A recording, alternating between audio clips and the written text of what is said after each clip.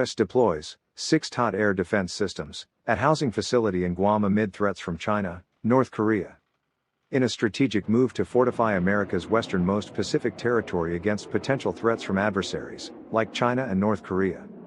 A former military housing area near the Marine Corps' newest base has been revamped into a missile defense facility equipped with the THAAD air defense system. The South Finegayan neighborhood, now known as Site Excalibur, stands out as the most developed among various missile defense facilities planned for Guam, said Task Force Talon Commander Colonel Jonathan Stafford. Task Force Talon, a battalion-sized unit consisting of 200 soldiers on Guam and 100 operating Japan-based radars, has been stationed in the South Finegayan neighborhood since September. The commander shared this information with Stars and Stripes on November 30. According to the report, the task force has deployed 6 terminal high-altitude area defense, or THAAD, launchers, a radar, command and communications gear and dozens of armored vehicles. Task Force Talon originally operated from Andersen Air Force Base, east of Blaz. The relocation to Site Excalibur has provided additional space, allowing the deployment of all 6 THAAD launchers and reducing conflicts with aircraft. Colonel Jonathan Stafford, the commander of Task Force Talon, highlighted the site's development, stating that it is by far the most developed site among the multiple missile defense facilities planned for Guam. Colonel Stafford emphasized the austere nature of the base, reminiscent of those occupied by U.S. troops in combat zones. Establishing Site Excalibur is a pivotal step in the broader initiative to construct a comprehensive 360-degree missile defense system in Guam. This response is driven by perceived threats from potential adversaries such as China and North Korea, encompassing various missile types, including ballistic, cruise, and hypersonic missiles. The Missile Defense Agency anticipates that the entire system, comprising up to 20 sites across the island, will be operational by 2027. Currently stationed at Site Excalibur, soldiers work within repurposed shipping containers, signaling the start of a significant military construction effort. Colonel Stafford emphasized that this location, originally a closed housing area, would serve as the long-term base for Task Force Talon, with plans for essential facilities like a motor pool and headquarters building underway. Guam's strategic significance, encountering China. Over the past 2 decades, Guam has emerged as a linchpin of Pentagon strategy, gaining heightened significance as China's military capabilities and ambitions have expanded. Defense officials view Guam, the closest U.S. territory to the contested South China Sea, as a pivotal hub for projecting power and defending the region, particularly within the first island chain encompassing Okinawa, the northern Philippines, and Taiwan.